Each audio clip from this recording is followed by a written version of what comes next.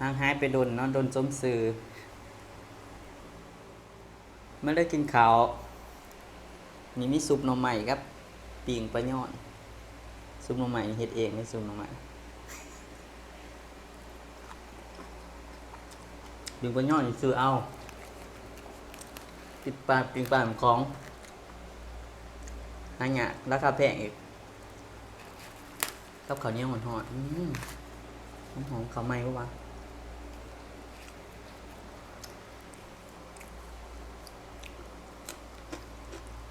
ผักกับมีผักหอมเปรย์ผักหอมเปรย์น้ำผักชีคิ้วกับบักแตงแตงกรอบๆแต่ผักปลอดสารพิษอ่ะผักปอดจ้อมพริกรสอะไร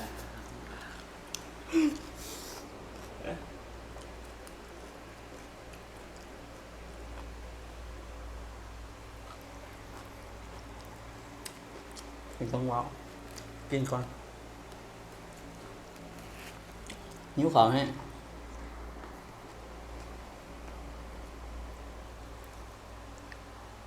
ลืมนี่เจียวปลาเจียวปลาเยี่ยมบนกาแฟซีเห็นเบอร์เกอร์ เจียวปลาถ้าเห็นมันคือเค็มจ้ะ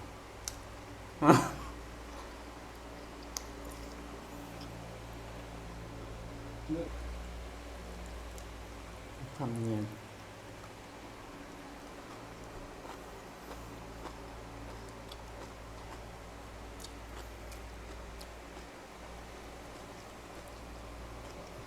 กูเห็นกูก็อยากกิน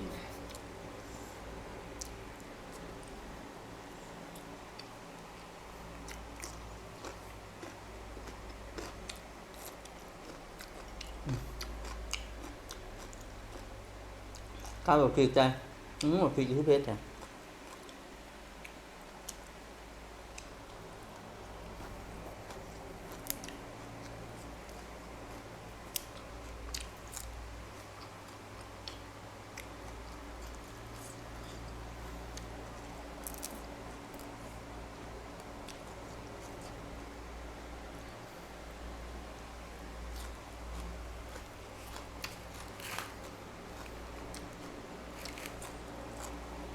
ซุปหน่อไม้เฮ็ดเองเด้อ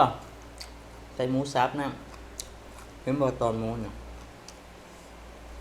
หมูสับ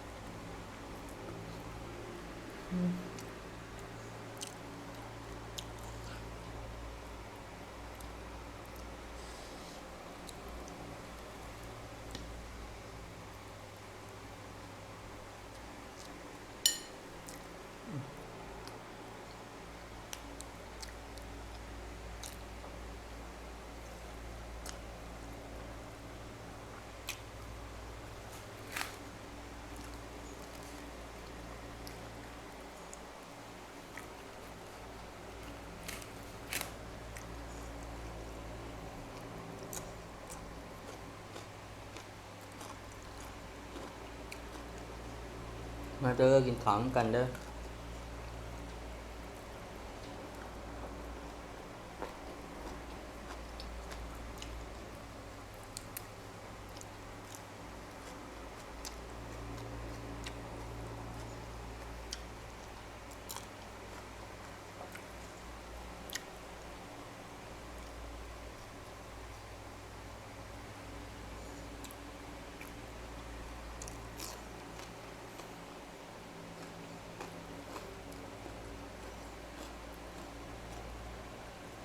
อาหารบ้านน่ะอาหารบ้านนอก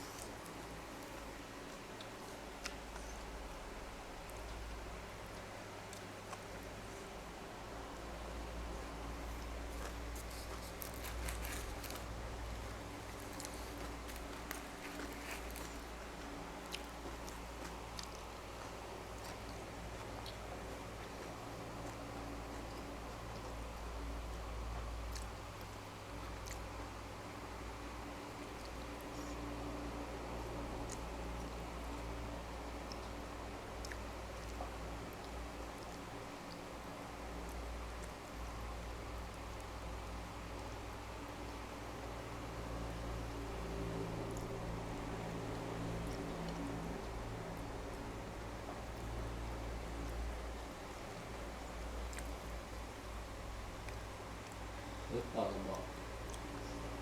ขาวนึกเปล่าบ้าง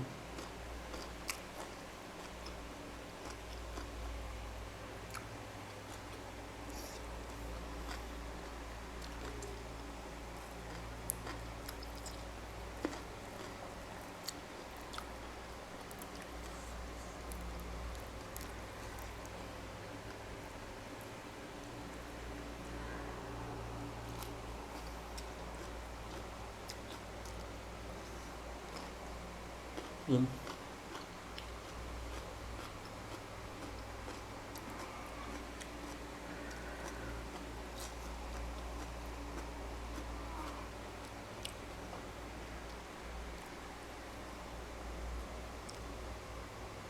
พอ